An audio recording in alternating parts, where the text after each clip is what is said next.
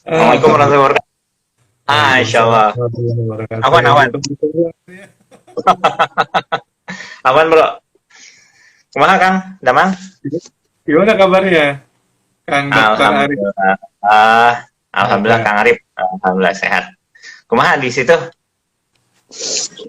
Di sini seperti mungkin di daerah lain ya, di Jawa Barat, naik Mm-mm. juga kasus COVID-nya. Per Ah, hari ini itu 360-an lebih, Kang Ari, kasus baru di... Masya Allah, Masya Allah. Ya sih, memang kasusnya naik terus ya. Dan agak agak mengkhawatirkan karena memang dari awal sudah diprediksi sih bahwa kita akan mendapatkan puncak-puncaknya kemungkinan besar di bulan-bulan Februari ini ya. Ya, Gitu. benar, benar. Sahabat-sahabat Dok Arif yang sudah hadir, boleh sambil kita cek kualitas audio kami berdua ya.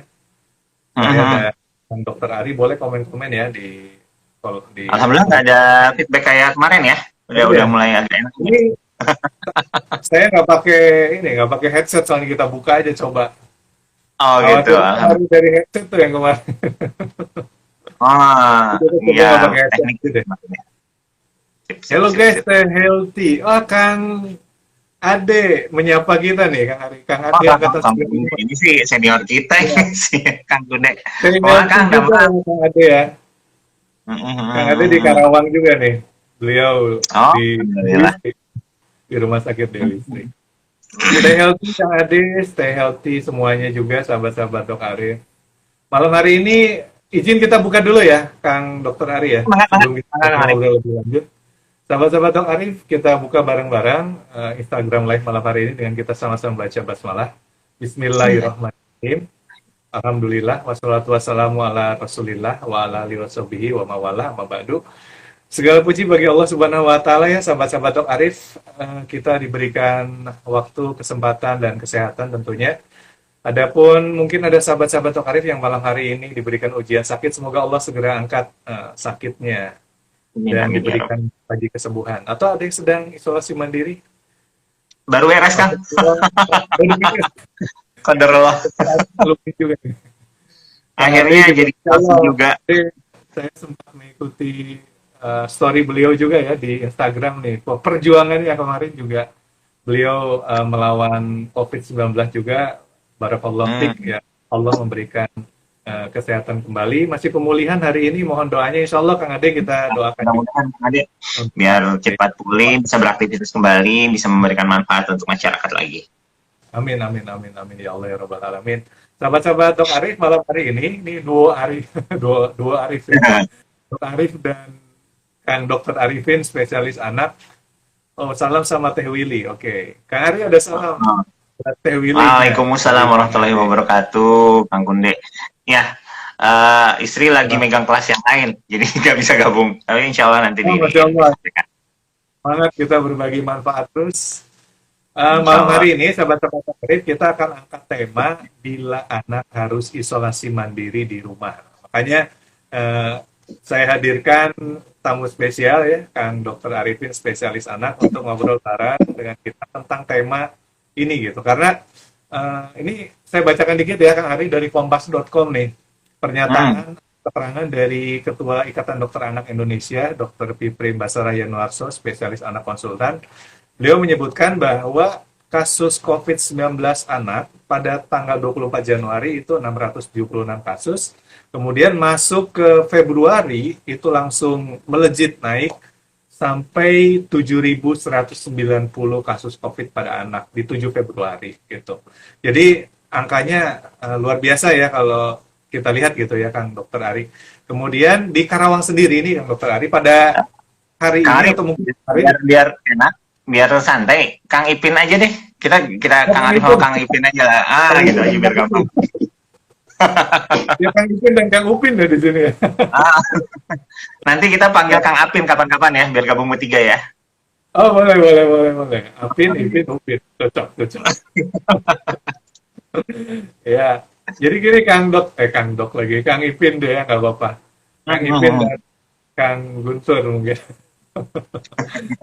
Eh, di Karawang sendiri, kemarin kalau tidak salah ya datanya, itu yang isolasi mandiri, memang sekarang nggak kelihatan gitu Kang Ari, Kang Ipin. kagok masih kagok. Jadi nggak kelihatan memang kenaikan bor rumah sakit seperti waktu periode Juni-Juli gitu kan. Juni-Juli luar biasa tuh sampai banyak kerabat, teman gitu yang susah cari rumah sakit Tempat untuk tidur. isolasi. Tapi sekarang bor rumah sakit itu tidak sedahsyat waktu Juni-Juli itu. Cuma memang kasusnya lebih banyak gitu. Jadi yang Hmm. isoman itu di Karawang sendiri itu ada sekitar 1.800 orang ya. Dan kita bisa yakinkan pasti ada anak-anak di situ tentunya yang ikut gitu ya. Karena angka kasus anak juga tinggi gitu. Jadi ini tema yang sangat menarik malam hari ini, sahabat-sahabat Tokari, tentang bagaimana bila anak harus isolasi mandiri di rumah. Karena anak ini beda gitu pastinya nantinya kesehariannya. Nah, Kang Ari ini beliau juga baru banget gitu ya, Kang Ipin nih lulus. Bareng sama Kang Kunde. Jadi ada keluarga anak-anak itu walaupun mungkin apakah anak kemarin isoman juga nggak, Kang Ari? Kang Ipin? Nah, jadi bedakan ya antara isolasi mandiri sama karantina mandiri. Nah, ini yang Hmm, kadang suka jadi mispersepsi dalam hal ini. Jadi oke. benar untuk kasus sekarang meningkat banyak. Kalau misalkan yang disampaikan Dr. Pipin itu secara nasional, paling gampang gini deh, kalau bisa bicara nasional karena itu datanya data nasional. Saya bicara Banten lah istilahnya. Ini dalam eh, di Desember sampai Januari tanggal 10 itu kasus kami itu paling cuma 0, 2, 15 paling banyak itu. Nah, Ya, ya. pada saat tanggal 17 Januari itu udah mulai jadi 263. Di tanggal 31 Langsung Januari kita melonjak tembus ya? sampai 1100, langsung 1100-an.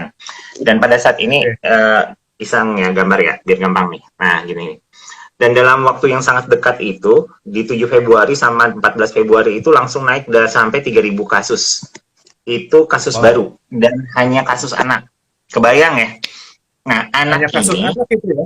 hanya kasus anak itu tuh penambahannya. Hmm, Dan kasus anak ini oke. dalam hal ini hanya mengambil porsi kisaran 10-25% untuk setiap provinsi dan kota. Wow. Ya, ya, ya, ya. Ya bisa Nah, dibayangkan dan berarti total kasusnya ya, kalau itu hanya 10% ya, dengan jumlah yang udah besar gitu. dan bisa dipastikan juga, bisa diamini sama teman-teman semua, ini hampir bisa dibilang underreported, benar nggak? Dalam satu Ya, keluarga, kalau misalnya kita bicara nih, satu keluarga ada yang ya. positif, tidak semua, atau misalkan gini deh, ada satu keluarga yang bergejala, belum tentu semua langsung Ya. melakukan, atau yang itu melakukan konfirmasi. Hmm. Nah, pada saat kita lakukan konfirmasi pun, misalkan si ayahnya positif, biasanya belum Ya. tentu anak-anaknya juga diperiksakan. Dengan Hmm. argumentasi, aduh, khawatos masih kecil, itu harus Ya, dicolok ya. itu hidungnya, Betul. bisa nggak dari Betul. nah itu akhirnya ada retensi di mana dalam satu kasus klaster keluarga bisa Ya. dipastikan paling sering yang diperiksa hanya orang tua. Nah, Hmm. yang punya edukasi bagus ataupun punya awareness yang bagus baru anak-anaknya dikerjakan. Ya. Itu belum tentu juga bayinya dikerjakan.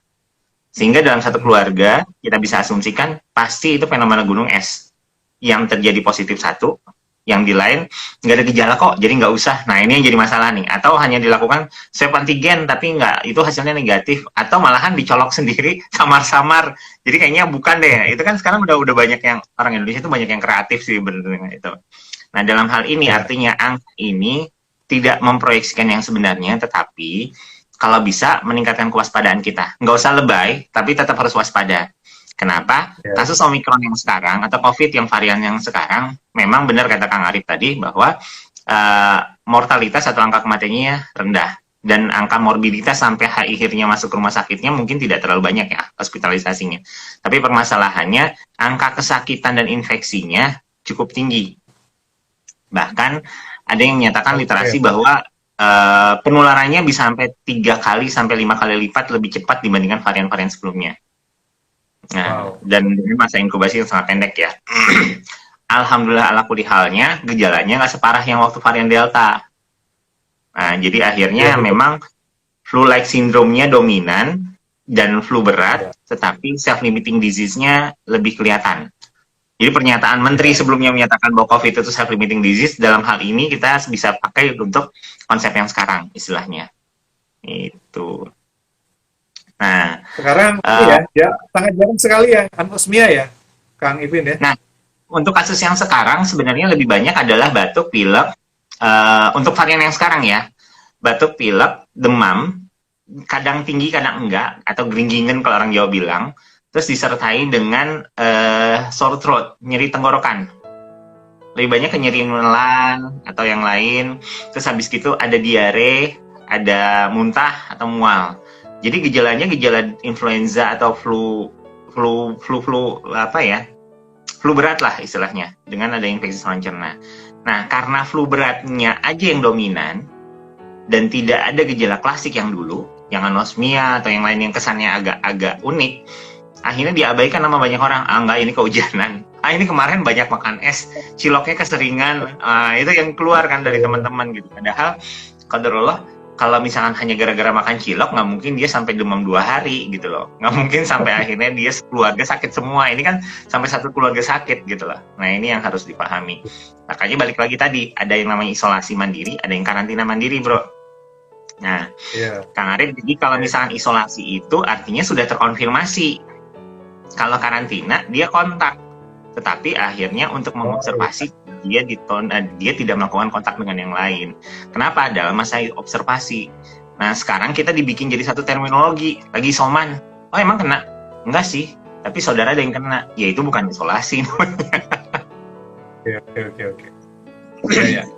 Oke, kalau gitu kita sekarang batasi aja yang isoman itu adalah yang terkonfirmasi ya, Kang Arifin ya. Nah, dan boleh. Kalau kita kembali ke tema nih tentang anak-anak, ini kan pastinya ada hal yang khusus nih yang harus kita perhatikan ya. Pertanyaan dasarnya adalah ketika seorang anak gitu ya harus dia isolasi mandiri karena memang terkonfirmasi COVID-19, apa aja nih yang harus diperhatikan nih, Kang Arif? Dan kita akan batasi mungkin anak-anak ini ya, sahabat-sahabat Dok Arif, untuk di sesi malam hari ini kita akan batasi untuk anak-anak yang usianya sudah lebih besar ya, di atas 6 tahun gitu ya, yang memang dia sudah gitu ya, mungkin yang udah banyak ngerti lah gitu ya, gitu. Jadi balita. Enaknya mungkin kita bahas hari ini yang school age kali ya, Kang. Nah, jadi sebelum lanjut dalam bentuk yang tadi adalah isolasi mandiri, mungkin kita pakai kalimat ini dulu, siapa sih yang harus diisolasi gitu. Jadi yang diisolasi itu adalah kita mundur dulu sedikit. Jadi artinya isolasi itu dilakukan pada saat memang kita sudah punya kasus konfirmasi. Itu dulu. Jadi yang diisolasi itu adalah orang-orang yang terkonfirmasi, tetapi dalam artian dia layak untuk isolasi.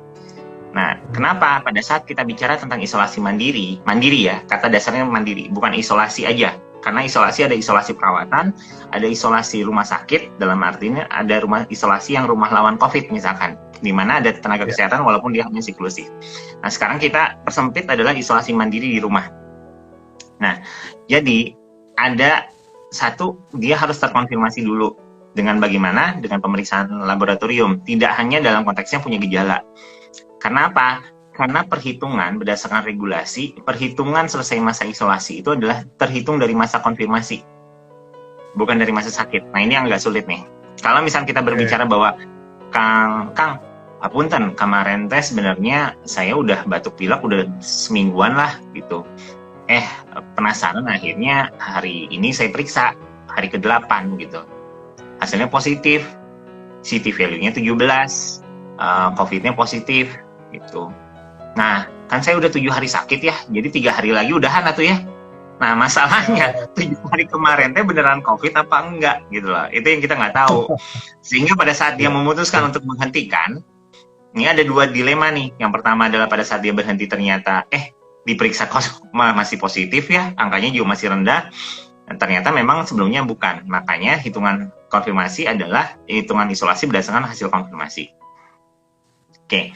Jadi harus konfirmasi dengan hasil laboratorium, apakah swab antigen ataupun lebih bagus dengan swab PCR gitu. Yang kedua, setelah kita lakukan dia terkonfirmasi, pertanyaan berikutnya adalah dia layak apa tidak. Nah, layak itu dalam artian punya 2 syarat. Syarat dalam klinis dan perilaku sama syarat rumah.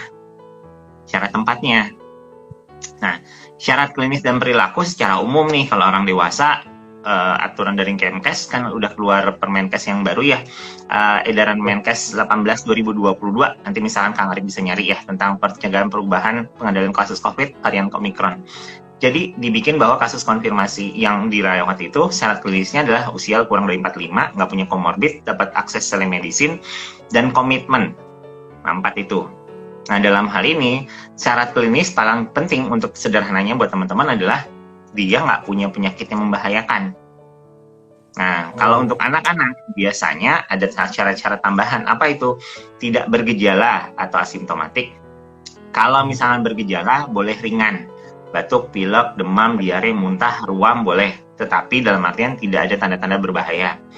Tanda-tanda dehidrasi, demam yang membahayakan, batuk pilek yang sampai sesak itu tidak boleh. Yang ketiga, anaknya aktif, bisa makan minum. Benar. Untuk gejala khususnya di anak tadi berarti harus ditentukan dulu oleh dokter gitu ya, dokter spesialis anak atau dokter lah gitu ya. Kita nggak bisa menentukan sendiri misalnya, oh gejala anak saya ringan nih, gejala anak saya berat. Jadi memang harus ada perspektif medisnya gitu ya, ketika menentukan anak saya ringan atau berat gitu. Jadi gini, langkah yang harus dilakukan pada saat satu sudah terkonfirmasi adalah jangan denial dulu. Seringkali jadinya denial gitu. Misalkan, qadarullah saya kena sebagai suami atau sebagai ayah. Ya pada saat saya kena, saya langsung bilang, serumah periksa. Nggak ada gejala, tunggu dulu, semua periksa gitu untuk diperiksa secara klinis ataupun dengan laboratorium. Ada beberapa kasus Kang tidak punya gejala sama sekali sehingga terkonfirmasi. Nah, kalau kasus yang tidak bergejala dan orang tua bisa melihat dengan pasti kondisi anaknya, tidak ditemukan yang tadi ya, nggak ada demam, nggak ada batuk, nggak ada pilek, nggak ada sakit tenggorokan dan yang lain, ya sudah, artinya bisa lakukan isolasi mandiri dengan asesmen tadi. Tetapi jangan abaikan bila mana sebenarnya ada, tapi udah batuknya emang gitu, tapi anak saya emang punya asma, emang dia kalau capek mah suka sesek. Nah, itu yang jadi masalah. Kenapa? Penilaian itu harus dilakukan oleh tenaga profesional. Paling tidak dokter umum, dokter atau bidan atau tenaga perawat, paling tidak dilihat bahwa apakah dia masuk dalam tanda bahaya apa tidak. Tanda bahayanya apa? Nanti kita masuk ke situ, Kang. Nah, jadi memang benar kata Kang Arif bahwa penilaiannya jangan semata dari penilaian kita bila ada gejala. Tapi kalau nggak ada gejala, tafadhol, silakan Kang, orang tua bisa melihat. Ya tadi gejalanya ringan atau yang lain, anak aktif bisa makan minum, bisa menerapkan etika batuk, memantau gejala dan kasus, terus habis gitu mampu melakukan untuk pemeriksaan-pemeriksaan lanjutannya. Apa tuh? Akses terhadap pemeriksaan suhu, akses terhadap saturasi, itu harus dilakukan minimal 2 kali sehari, pagi dan malam. Nah, itu adalah syarat dari perilaku dan klinis. Untuk anak-anak yang cukup besar agak mudah nih Kang. Jadi kita bisa bilang, ada batuk nggak? Ada ya, tapi sedikit. Nafasnya susah nggak? Kalau banyak atau ngobrolnya agak capek ya. Nah di situ kita bisa lihat tuh. Lanjutkan nanti dengan pemeriksaan lanjutan. Nah sekarang kita masuk ke syarat kedua dulu Kang. Sebelum nanti kita kupas syarat klinis perilaku ya. Syarat rumah. Nah ini juga harus nih. Kenapa? Jangan sampai kita memaksakan namanya isolasi mandiri digabung dengan karantina mandiri. Jadi istilahnya gini, saya positif, istri positif, terus habis gitu saya isolasi mandiri di kamar masing-masing. Tapi rumah 1 lantai, jendela cuman ada 1 madep ke depan. Nah anak-anak di rumah yang sama di karantina mandirikan. Nah tapi karena ibu bapaknya di dalam, artinya anak-anaknya yang keluar masuk. Cucian dititip keluar, alat makan dititip keluar. Nah, dalam hal ini karantina mandirinya gagal dan bisa jadi akhirnya si anak jadi kena. Nah, syarat isolasi mandiri secara rumah adalah 1, dapat tinggal di kamar yang terpisah, lebih bagus lagi dengan lantai terpisah. Dan usahakan artinya alat makan, termasuk baju dan yang lain dipisah juga, jangan dicampur. Karena kasusnya banyak yang akhirnya karantina mandirinya gagal, karena digabung dengan yang isolasi mandiri, dan yang kedua, yang karantina mandiri merawat dan mengolah makanan dan limbah dari yang sakit. Akhirnya jadi infeksius, kena gitu. Yang kedua, kamar mandi dalam rumah terpisah dari yang sakit sama yang enggak. Udah mah dalam satu rumah, kamar, terus janjian, Kak jangan keluar ya, ayah mau mandi. Oh ya udah ya, masuk kamar mandi, barbur, hoek. Gitu keluar, terus masuk kamar mandi, udah selesai masuk kamar, udah silakan nah masuk mandi, padahal A-nya lagi sehat, ya kena juga karena kamar mandinya jadi 1. dan bahkan dropletnya lebih banyak pada saat kita batuk di situ.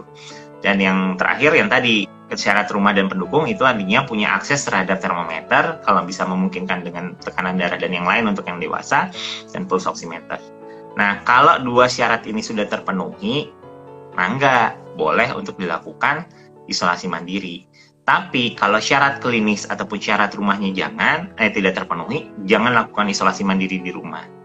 Contoh nih Kang, misalkan ternyata syarat rumahnya yang nggak bisa, dalam artian rumah ngan hiji gitu, dan anak-anak jadi satu. Jadi opsinya dua, yang isolasi mandiri pindah, atau yang di rumah yang keluar. Baru lakukan isolasi mandirinya. Nah dalam hal ini kalau misalkan anak-anak, agak uniknya adalah, kalau anak-anaknya saja yang positif, nah kalau saya sih ya, biasanya di situ ibu bakal maju. Ini yang biasanya terjadi ya. Ini ada kasus, ada teman di Karawang seperti itu. Anaknya positif tapi orang tua enggak, jadi akhirnya ya gimana ya, pasti orang tuanya ikut mendampingi gitu jadinya. Iya. Dan itu kasus-kasus yang kami temukan kalau dalam perawatan, Kang. Jadi misalkan kaderullah kasus yang sekarang kan banyaknya klaster sekolah nih. Jadi dari sekolah akhirnya positif, anaknya sakit. Tapi pada saat positif sakit, ibu mana sih yang bakal diem? Jadi mau anaknya kayak gimana, ibunya negatif, ibunya langsung bilang, "Dok, anak saya dirawat, saya boleh nggak masuk?" "Bu, tapi ini nggak apa-apa dok, saya mau udah siap." Nah biasanya kayak gitu sih. Walaupun di ujung-ujungnya hari perawatan keempat kelima ibunya jadi menggigil dan demam juga jadinya kelihatan. Tapi ya masya Allah ya, di situ kita lihat kasih sayang seorang ibu tuh nggak bisa diganti ya sama apapun juga. Itu. Nah kita udah bicara tentang syarat isolasi mandiri dari anak sama ruangan nih Kang. Nah sekarang kita harus bicara tentang apa yang harus kita lakukan dalam khusus untuk anak ya. Nah kalau misalkan orang tuanya yang merawat, ini syarat untuk anak nih, dalam artian dia sudah bisa anak usia sekolah. Satu, dia bisa menyampaikan apa keluhannya. Yang kedua, orang tua dapat mengasuh. Dan yang diharapkan bisa mengasuh itu, karena pasti harus ada yang mengalah nih.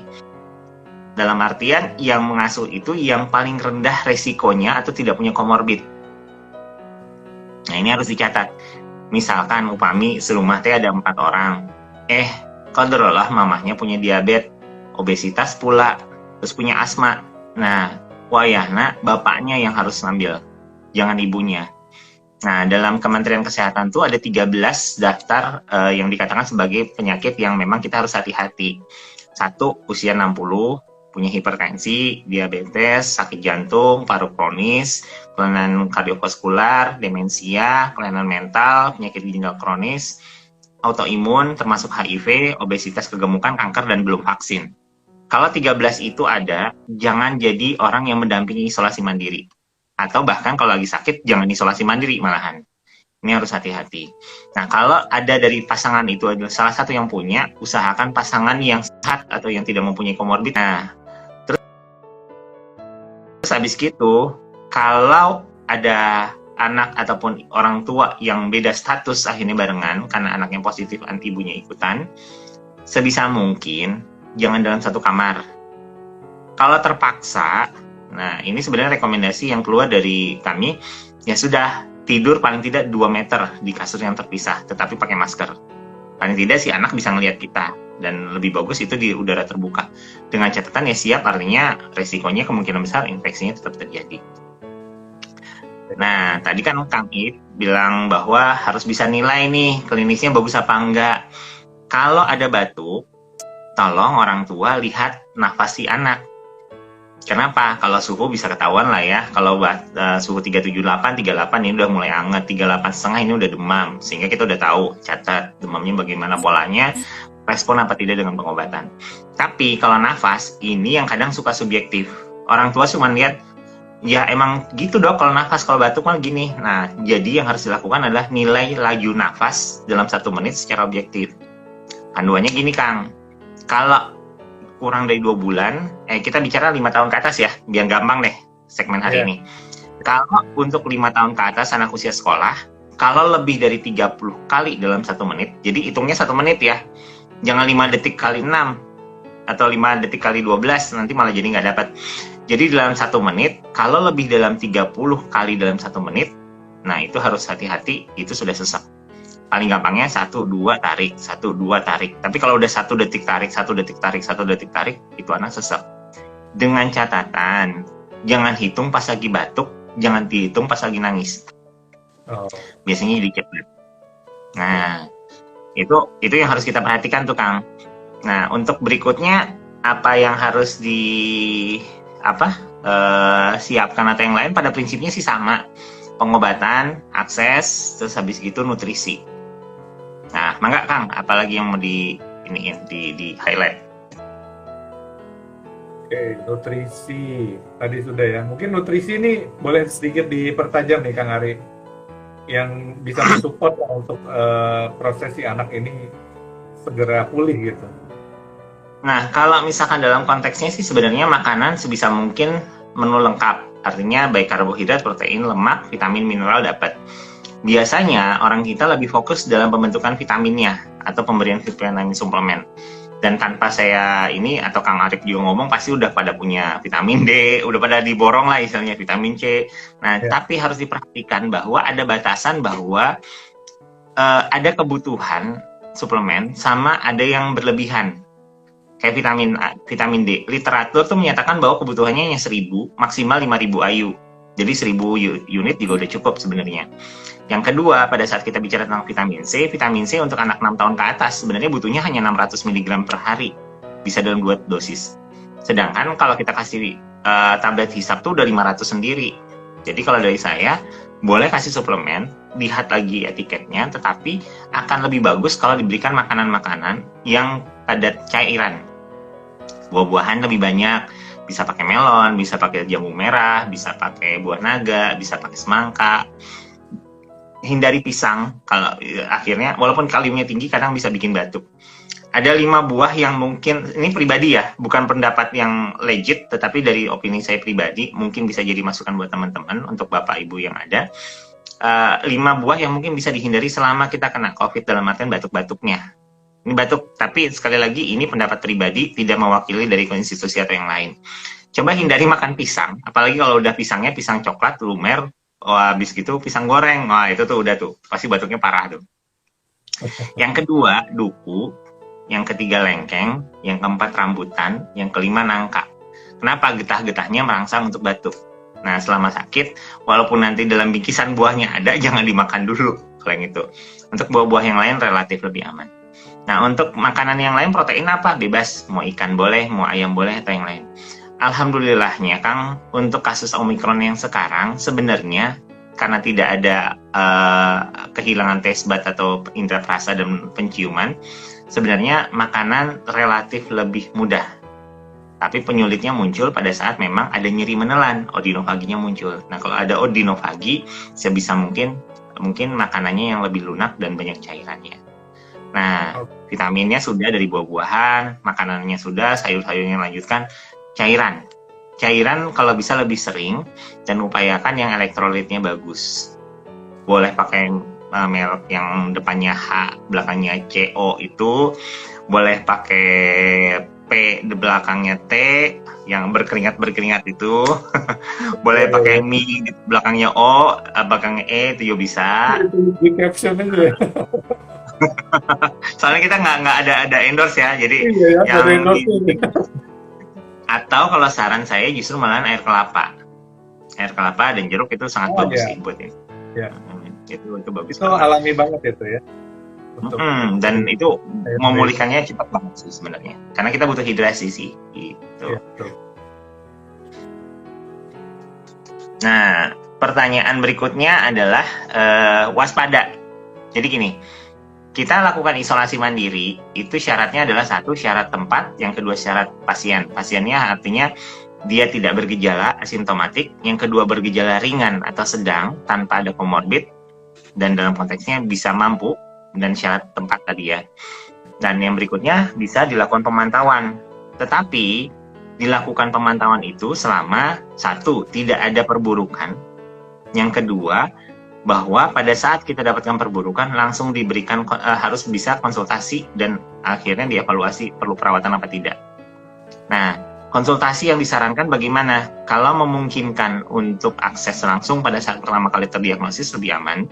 Tapi kalau tidak memungkinkan, sekarang fasilitas telemedicine banyak, Kang. Silahkan dimanfaatkan. Ada telemedicine yang di-provide sama rumah sakit swasta ataupun rumah sakit umum daerah, sama ada yang di-provide sama Kementerian Kesehatan bekerja sama dengan pihak ketiga. Dan itu banyak banget.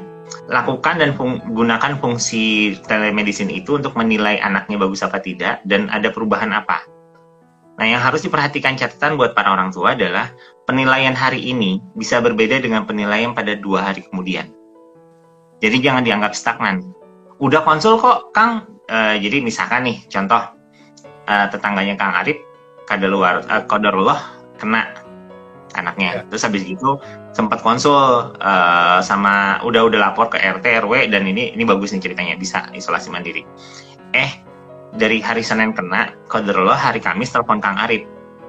Kang dokter, punten, boleh tumaros, bari tumaros ya si Ade. Kenapa ya kok sekarang kalau tidur tuh merintih? Kenapa Kang? Iya nggak tahu, pokoknya merintih aja terus. Terus habis gitu kok napas kayak agak susah ya. Loh, itu COVID-nya gimana? Ya udah konsul deh sama dokter, waktu itu udah dipakai halo titik, terus habis itu udah dapat obat dari Kemenkes juga udah dapat paket D gitu misalkan. Iya, saya boleh tambahin madu nggak Kang? Saya boleh tambahin habats nggak Kang? Gini, biasanya pertanyaan itu kan. Yang harus diperhatikan adalah coba dinilai kembali IT hari Senin, logika hari Kamis, perubahannya apa? Ternyata anaknya nafasnya merintih, laju nafasnya makin cepat. Mungkin dalam perkembangannya tuh anak udah nggak layak lagi untuk isolasi mandiri.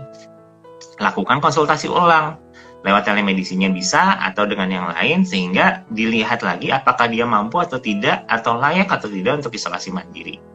Nah, ada tanda waspada nih Kang yang harus dilakukan atau diperhatikan orang tua dan ini dikeluarkan oleh kami dari Ikatan Dokter Anak Indonesia bila mana isolasi mandiri ini kemungkinan besar sudah tidak layak. Boleh ya? Yang pertama, anaknya terlalu banyak tidur. Oh, bukannya bagus dok, justru hati-hati. Ya kan tidur dalam artian dia loyo banget, ini harus hati-hati. Yang kedua, nafasnya cepat, melewati dari ambang batas yang tadi. Ingat ya, kita batasi untuk anak 5 tahun di atas 30 kali.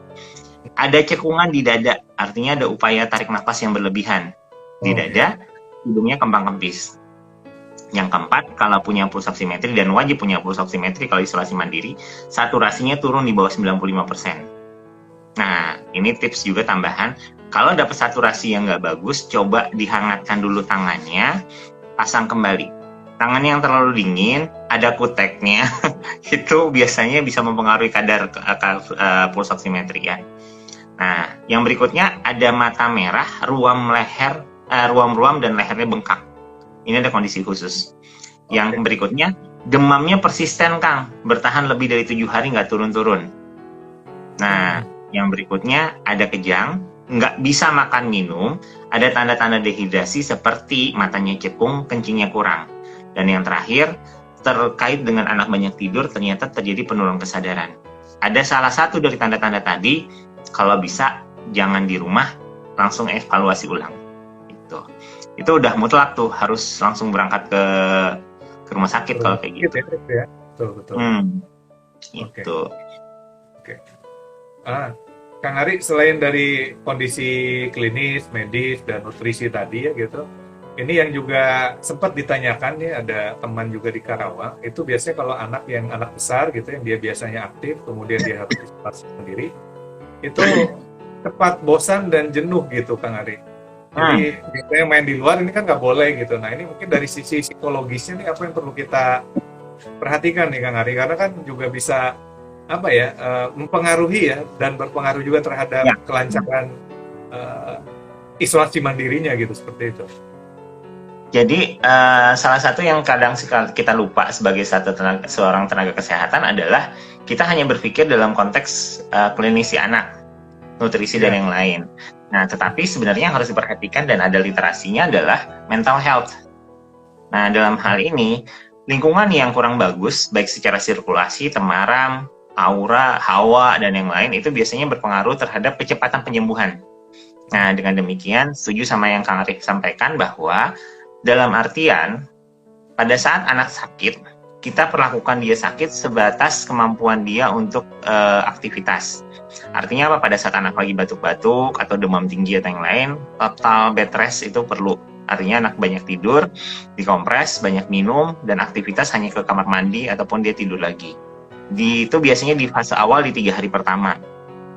Nah, setelah itu fasenya sudah mulai berkurang nih keluhan-keluhannya, sehingga pada saat itu sudah berkurang, kita bisa dengan aktivitas yang lebih lain. Apa? Coba pastikan bahwa sirkulasi ruangan bagus. Kalau misal kamarnya sendiri, rumahnya agak lega, atau dia punya balkon, buka jendela, benar-benar dapat sirkulasi. Yang kedua, coba lakukan penyegaran pada kamar. Misalkan posisi kamarnya digeser sedikit. Terus kalau misalkan punya persediaan spray diganti. Atau misalkan tempat tidurnya digeser. Cari tempat yang lebih terang, kena sinar matahari, dan abis gitu dapat udara yang layak. Dan yang berikutnya adalah upayakan punya aktivitas bersama dengan anak yang sekaligus menjadi salah satu cara untuk meningkatkan kapasitas paru anak ataupun aktivitas sederhana yang kira-kira bisa meningkatkan vitalitas. Nah, beberapa permainan bisa dilakukan dan permainan itu juga nggak harus ini ya, jangan di depan gadget terus lah istilahnya kalau kayak gitu. Ya. Justru malahan kayak bermain misalkan kayak unggang-anggeng atau misalkan kita bermain kayak misalkan beberapa permainan yang kayak Montessori atau bisa bermain dengan aktivitas sederhana yang lain dengan barang-barang yang ada itu sangat baik dan diusahakan aktivitas fisik ringan tetapi dilakukan dengan ceria dan itu secara bergantian. Jangan permainan itu diulang terus anak juga akan bosan. Itu. Jadi kalau dari saya sih, saya lihat dari Instagramnya Kang Arif juga udah beberapa kali ada permainan-permainan simpel tuh. Nah yang kayak gitu bisa jadi agendanya teman-teman. Benar. Itu kan ketangkasan. Please try this at home.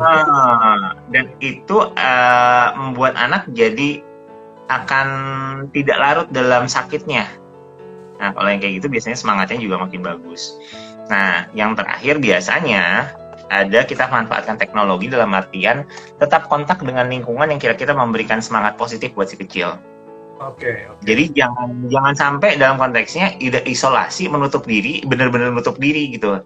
HP dimatiin, nggak mau yang lain, ya nggak apa-apa lah di awal-awal. Tapi kalau udah fasenya udah lewat 3 hari, 5 hari, nggak apa-apa kontak kakek nenek gitu. Video call ya, bukan keluar loh ya. Ini video call atau yang lain, sehingga semangatnya muncul.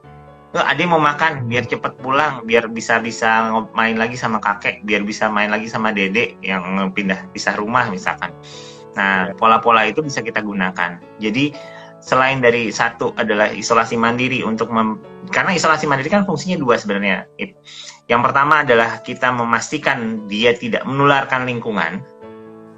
Dan yang kedua adalah dia memulihkan diri untuk siap nanti aktivitas kembali. Kenapa? Pada saat orang sakit, dia rentan untuk dapat sakit infeksi sekunder yang lain. Dan banyak banget pasien COVID kami yang akhirnya infeksi sekunder yang memperburuk dia.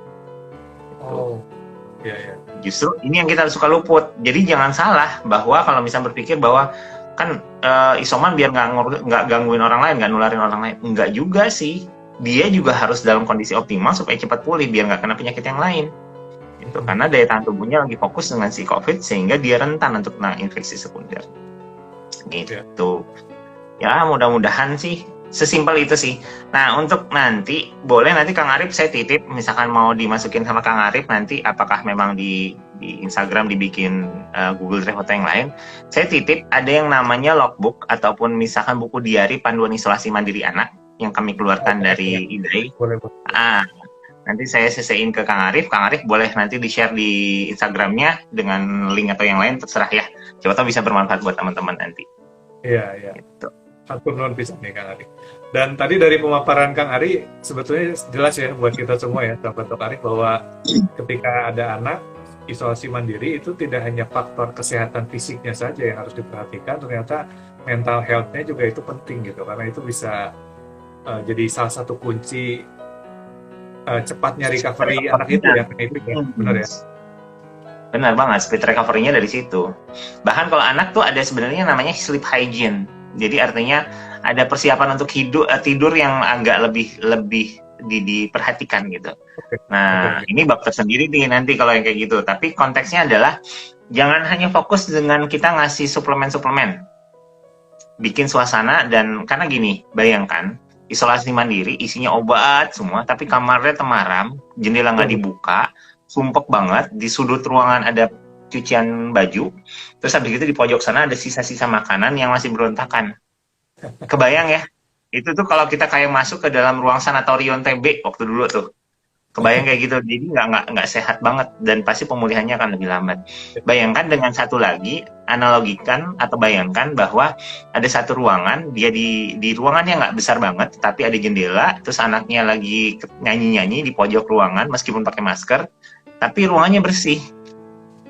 Baju-baju kotornya dalam satu keranjang, alat makannya nggak banyak tetapi sudah dicuci dan bersih, terus habis itu si ibunya lagi ngupas apel. Wah, beda banget itu. Yang satu Ya. bisa dalam seminggu kurang dia udah langsung minta keluar, yang Ah, satu bisa sampai jadi long covid karena secara mental juga jelek gitu. oke, oke, oke.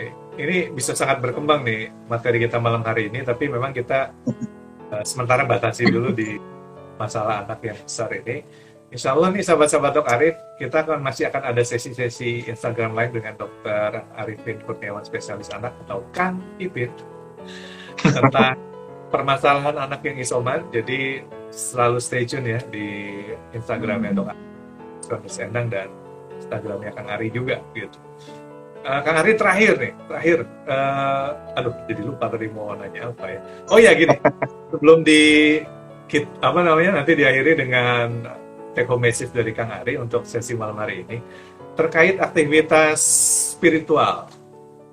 Nah, bagaimana nih pengaruhnya nih untuk anak-anak yang isoman, terutama mungkin nanti hubungannya dengan apa mental health-nya atau physical health-nya.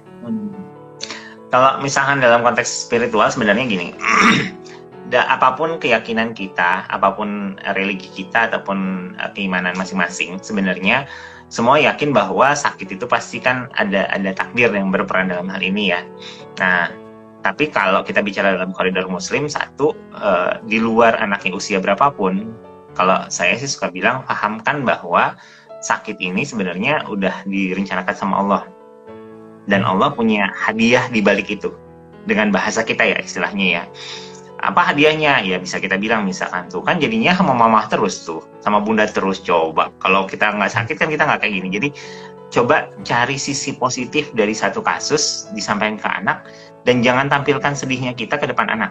Itu juga. Yang kedua, tekankan bahwa dalam konteksnya kita dapat sakit ini udah rencana Allah, tapi Allah kasih sesuatu di balik itu. Dan karena sakitnya dikasih sama Allah, artinya kita minta sembuhnya juga sama Allah. Nah, itu yang bisa kita masukin tuh. Dan aktivitas spiritual apalagi yang kita ini, sakit itu salah satu kesempatan yang paling besar untuk kita mendekatkan atau mendapatkan apa ya, jalan pintas untuk benar-benar semakin dekat. Nah, semakin dekat artinya dalam anak sama dalam konteksnya si orang tuanya. Nah, aktivitasnya apa aja bebas, bisa ngaji bareng, bisa sholatnya jadi lebih tegak dengan baik, karena kan cuman isinya segitu doang tuh serumah tuh. Jadi sholat jamaahnya lebih deket, terus habis gitu tilawahnya bisa lebih sering. Nah, cuman kalau saya di luar yang lagi sekarang ini, Kang Arif, pada saat memang kita lagi terjebak dalam tanda petik di rumah, lebih banyak bercerita dengan anak, dan kalau saya sih biasanya menggunakan siroh. Dan siroh itu salah satu yang paling enak tuh buat nyampein ke anak, karena tidak semua orang tua punya kapasitas untuk menyampaikan dakwahnya atau menyampaikan pesannya dalam bentuk pengajaran, karena kan beda-beda ya. Tetapi kalau bicara bercerita, bisa dengan baca buku, itu bisa banget sebenarnya. Jadi kalau dari saya sih, gunakan kesempatan emas pada saat isolasi mandiri, selain kita lebih dekat dengan anak dan gunakan waktu itu, yang kedua adalah coba lebih dekat dengan yang di atas juga. Dan dalam asesmen spiritual ini banyak banget sih caranya. Dan saya yakin bahwa masing-masing agama punya komitmen yang sama dalam hal ini dan punya pemahaman yang sama. Manfaatin, itu benar-benar sih. Dan itu kunci benar tadi, mental health dan spiritual health itu booster terbesar. Justru malahan nggak akan sembuh kalau spiritual health-nya juga nggak jadi sebenarnya. Betul lah. Luar biasa nih, luar biasa. Nah, Kang Ari, sepertinya sesi kita Udah Masih mau seru dekat ya. sebenarnya sama Dok Arif ya. Ada yang masih baru bergabung juga. Adakah yang Ada ingin bunda, ditanya? ada bunda apa ini? Bunda Datisha. Masya Allah. Oke, kalau tidak ada yang bertanya, berarti kita akan berikan kesempatan terakhir untuk Kang Ari memberikan take home message buat kita semua di malam hari ini. Mangga Kang Ari. Saya tuh ini Oke. aja ya, ganti-ganti ya, Kang Ari, Kang Ipin. Nah, iya, gitu. Jadi yang pertama gini, satu Oke. bahwa kalau misalnya sakit, COVID ini wabah iya, tetapi bukan aib. Sehingga kalau misalnya kena, saya suka sampaikan ke orang tua, satu jangan denial dan coba jujur. Kenapa? Seringkali ketidakjujuran atau penyangkalan itu akan berujung satu kondisi yang memburuk dan akhirnya kita terlambat datang. Dalam hal ini anak-anak. Saya fokusnya sama anak-anak ya. Jangan akhirnya bilang bahwa dia tidak ada masalah, padahal kita secara naluri atau dalam hati kecil bilang ini sebenarnya anak saya sakit. Jadi lakukan penilaian dulu. Yang kedua, pada saat sudah terkonfirmasi, lakukan penilaian juga apakah layak atau tidak isolasi mandiri. Nah, syarat isolasi mandiri tadi ada dua ya, syarat tempat sama syarat dari perilaku ataupun kondisi anak. Dan yang ketiga, jangan lupa lakukan pemantauan. Dalam hal ini adalah pemantauan secara klinis, dia masuk tanda bahaya atau tidak seperti yang disampaikan tadi. Yang keempat adalah jangan lupa bahwa tidak hanya support secara obat-obatan yang dibutuhkan, tapi juga adalah support dalam artian mental health. Lingkungannya dibuat dan aktivitas fisik dan bermainnya tetap jalan. Anak mau seberapapun tangguhnya dia, seberapapun dewasa dalam pemikirannya, dia tetap seorang anak. Sehingga tetap butuh main sebagai ranah dia untuk berkembang dan berekspresi. Dan yang kelima, pesan yang tadi yang disampaikan juga dan diingatkan sama Kang Arif bahwa tolong perhatikan ini adalah kesempatan kita untuk meningkatkan kembali atau nge-boosting lagi kedekatan kita sama yang di atas dalam bentuk keluarga. Nah, ini yang komponen yang paling tepat nih sebenarnya. Jadi, ini momen yang nggak akan datang kapan lagi dikasih 10 hari nggak ngapa-ngapain berdua sama anak. Kalau sampai nggak punya agenda, kebangetan. Sorry ya, bahasanya gitu loh. Jadi gunakan benar-benar dan manfaatkan itu benar-benar. Sehingga 10 hari yang awal, jadi dari hari pertama sampai hari ke-10, hari ke-11 akan jadi seseorang yang berbeda. Baik dalam bentuk keberbaikan dari fisiknya, ataupun kedekatannya dengan yang di atas. Mungkin itu Kang Arif, mudah-mudahan bermanfaat buat semuanya. Mohon maaf atas segala kekurangannya, yang benar datangnya dari Allah. Yang salah adalah saya digodain setan, salahin setannya, jangan sayanya. Masya Allah, barakallahu fikum. Kang Ari ya, Dr. Arifin Kurniawan, spesialis anak. Luar biasa insight-nya malam hari ini ya, sahabat-sahabat Dok Arif, bahwa mendampingi anak dari ayah bunda sekalian, nanti ketika menjalani isolasi mandiri itu ternyata sangat menantang, ya, challenging gitu ya. Jadi tidak hanya kita mengkondisikan bagaimana lingkungan rumah yang digunakan sebagai tempat isolasi mandiri, juga mengkondisikan diri kita ketika mendampingi putra-putri kita, dan juga mengkondisikan suasana hati, mental health-nya gitu ya, dari anak-anak kita yang mungkin sedang diuji harus isolasi mandiri di rumah. Tadi pesan terakhirnya dari Kang, bukan pesan terakhir. Jadi poin terakhir tadi dari yang disampaikan oleh Kang Ari sebagai take home message adalah this is the moment gitu. Ini adalah momennya, mungkin gitu ya, Allah menakdirkan ini untuk ayah bunda yang sedang diuji dengan harus isolasi mandiri satu keluarga misalnya seperti itu, adalah untuk merancang sebuah kegiatan yang luar biasa sehingga nanti ketika beres isoman itu menjadi satu keluarga yang amazing juga gitu. Anggap saja ini mungkin kalau kita ambil dari sisi positifnya nih, sahabat-sahabat Dok Arif, untuk yang muslim ya khususnya gitu, beberapa bulan ke depan atau mungkin hanya 2 bulan lagi itu kita akan bertemu dengan bulan Ramadan. Ya inilah mungkin momen latihan juga gitu ya. Mendekatkan diri dengan keluarga, kemudian kita merancang berbagai aktivitas yang kemudian kita setelah selesai isolasi mandiri menjadi pribadi yang keluarga yang berbeda dan lebih baik gitu ya. Bisa dianggap seperti itu mungkin ya Kang Ari ya, latihan kita sebelum memasuki bulan Ramadan gitu. Itu ujian Terima orang kasih. tua, kurikulum keluarganya Iya. gimana itu. Masya Allah. Ya, betul.